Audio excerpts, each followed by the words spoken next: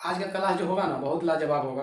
क्यों? क्योंकि इसलिए कि एसएससी जीडी और सीएचएल का जो एग्ज़ाम है ना, इसको ध्यान में रखते हुए उसी क्वेश्चन को बताएंगे जो लगातार एसएससी जीडी और सीएचएल के एग्जाम में पूछा जाता है। ठीक है, उसके सिवा आज कुछ नहीं बताएंगे क्योंकि समय बहुत नज़दीक है। ठीक है, तो क्वेश्चन आपको बोर्ड पर दिखेगा, बने रहिएगा इस वीडियो के अंत तक। ठीक है, क्वेश्चन को देखिए। एक टोकरे में रखे 30% सेब खराब है। यदि इस टोकरे में अच्छे सेबों की संख्या 350 है तो कुल सेबों की संख्या क्या होगी? एक टोकरे में 30% सेब खराब है। 30% सेब खराब होगा तो 70% सेब बढ़िया होगा। ठीक है, जबकि बढ़िया सेबों की संख्या कितना है? 350। उसके बाद क्वेश्चन क्या कहता है, तो बताए कुल सेबों की संख्या क्या होगी। इसलिए 100% बराबर, अरे 7×5 = 35 थे, 100×5 = 500 हो जाएगा टोटल सेबों की संख्या। ठीक है, पहला क्वेश्चन को देखिए। एक दुकानदार अपने सामान का दाम 40% अधिक रखकर 15% छूट देता है। यदि क्रय मूल्य 1200 रुपये हो तो विक्रय मूल्य रुपये में क्या होगा? देखिए, एक दुकानदार, क्रय मूल्य देखिए टोटल है कितना? 1200 क्रय मूल्य है, उसमें 40% अधिक लेकर 140% हो गया।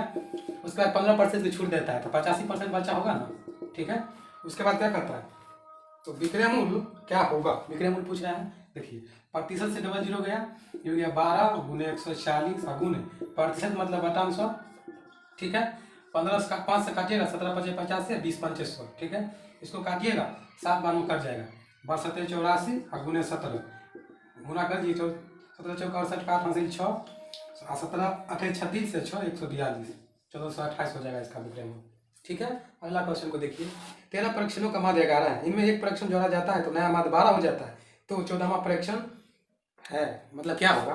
देखिए, योग बराबर होता है माध्य गुणे है।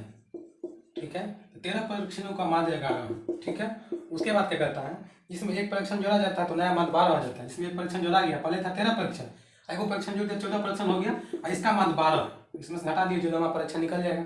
12×4 = 48 का 8 हासिल 4 12×4 = 16 168 13 11 गुना कीजिएगा तो 143 होगा। ठीक है, इसमें से घटाइएगा, 8 में से 3 गया 5, 16 में 14 गया तो 2 25 हो जाएगा 14वां परीक्षण। ठीक है, अगला क्वेश्चन की ओर बढ़ते हैं। बहुत अच्छा क्वेश्चन है। एक दुकानदार अपने माल पर क्रय मूल्य से 20% अधिक अंकित करता है तथा 5% और 10% के 2 क्रमांकित छूट देता है, उसका लाभ प्रतिशत ज्ञात करें। देखिए, क्रय मूल्य इसको हमको नहीं दिया है तो क्रय मूल्य अपने आप हो जाता है 100%, इसको मान लेते हैं। क्रय मूल्य हो गया 100। ठीक है, प्रतिशत मान लेते हैं। उसके बाद कहता है दुकानदार अपने क्रय मूल्य से 20% अधिक, क्रय मूल्य हो गया 100, इससे 20% अधिक हो गया तो 120 प्रतिशत मतलब बटा 100 गुण है। उसके बाद 5% और 10% छूट देता है, 5% छूट दिया तो हो गया 95% मतलब बटा 100। उसके बाद 10% छूट दिया तो 90/100 हो जाएगा। ठीक है, तो अब हमको क्या बताया, तो लाभ प्रतिशत क्या होगा? देखिए, डबल जीरो से डबल जीरो गया, 1 0 1 0 2 0 2 0 से 2 0 गया हो गया 12 गुने 95 गुने 9 गुना कीजिए, 100 से भाग दे दीजिए। 12 5 60 के 0 हासिल 6 12 9 टोटल से अच्छा हो गया 114 गुने 9/100 हो गया 0 9 × 36 6 हासिल 3 9 1 9 3 12 2 हासिल 1 9 9 1 10 बटा 100। 2 अंक के बाद दशमलव दे दीजिए, 102 रुपया 60 पैसा हुआ। ये हो गया टोटल लाभ। ये विक्रय मूल्य हो गया, तो हमको लाभ पूछ रहा है, तो क्रय मूल्य था 100 रुपया। ठीक है, अब विक्रय मूल्य हो गया 102 रुपया 60 पैसा, हटा दीजिए तो हमको लाभ पता चल जाएगा, हो गया 2 रुपया 60 पैसा लाभ हो गया। ठीक है, चलिए अगला क्वेश्चन की ओर बढ़ते हैं। बहुत अच्छा क्वेश्चन है। ABC का मासिक वेतन 7:8:11 के अनुपात में है। ये हो गया 7:8:11 के अनुपात में ABC। ठीक है, उसके बाद क्या कहता है, यदि B का मासिक वेतन C के मासिक वेतन से 3600 रुपया कम है, यदि B के मासिक वेतन C के मासिक वेतन से 3600 रुपया कम है। देखिए, अनुपात में कम कितना है? 8 3 11 3, जबकि कम कितना है? 3600 रुपया। तो अनुपात 1 का मान कितना हो जाएगा? 12 3 36 1200 हो जाएगा। उसके बाद पढ़िए, तब कहता है तो एक वार्षिक वेतन रुपए में कितना होगा? एक वार्षिक वेतन देखिए, 12 1 अनुपात 1 का मान 1200 तो अनुपात 7 का मान हमको एक बार में पूछा है, 12 7 84 8400 हो गया। हमको बोला एक का वार्षिक वेतन, तो एक का वार्षिक वेतन, वार्षिक में कितना महीना होता है? वार्षिक में कितना महीना होता है? तो 12 महीना होता है। तो 12 गुने 8400 गुना कर दीजिए, हो जाएगा डबल जीरो लेने दीजिए, 12 × 4 = 48 का 8 हासिल 4 12 × 6 = 400।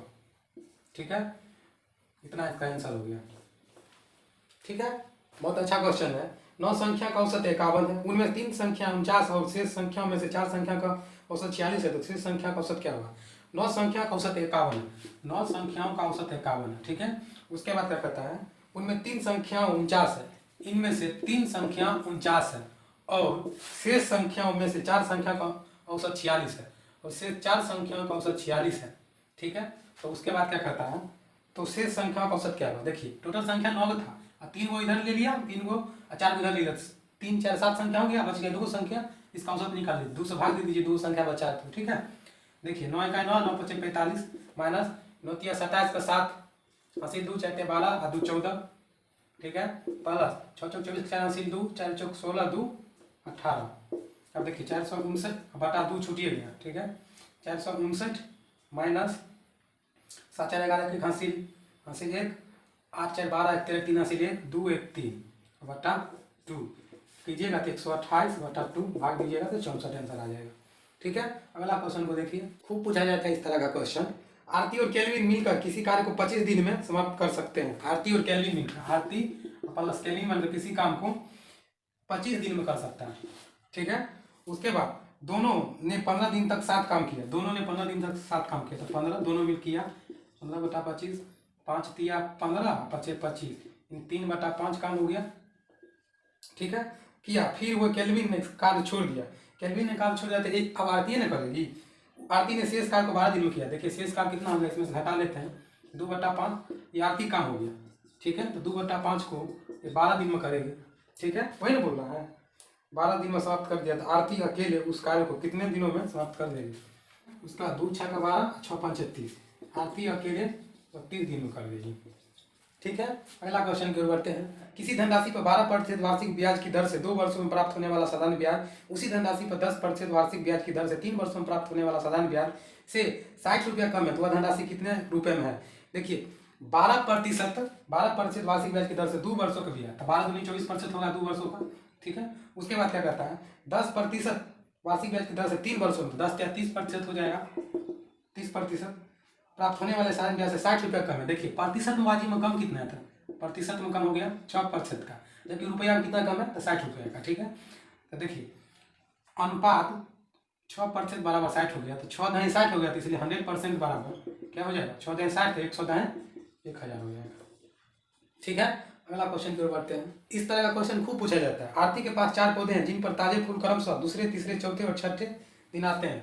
ताजे फूल क्रमशः दूसरे तीसरे चौथे और छठे दिन आते हैं। उसके बाद क्या करता है, पूरे लेन देन में 20, उसके बाद क्या करता है, यदि मंगलवार को सभी 4 पौधे पर ताजे फूल आए तो सभी 4 पौधे पर अगली बार जल्द से जल्द ताजे फूल किस दिन आएंगे। देखिए इसका एलसीएम नहीं लीजिएगा तो हो जाएगा 12। ठीक है, अब मंगलवार का आता है तो सप्ताह में होता है 7 दिन, इसमें 7 से भाग दीजिएगा हो जाएगा 5 दिन बाद आएगा, 5 दिन बाद आएगा। आता था कितना, मंगलवार को आता था, तो मंगलवार में 5 दिन जोड़ दीजिएगा तो हो जाएगा, मंगल में 2 घटा लेते हैं तो रविवार हो जाएगा। ठीक है, समझे ना।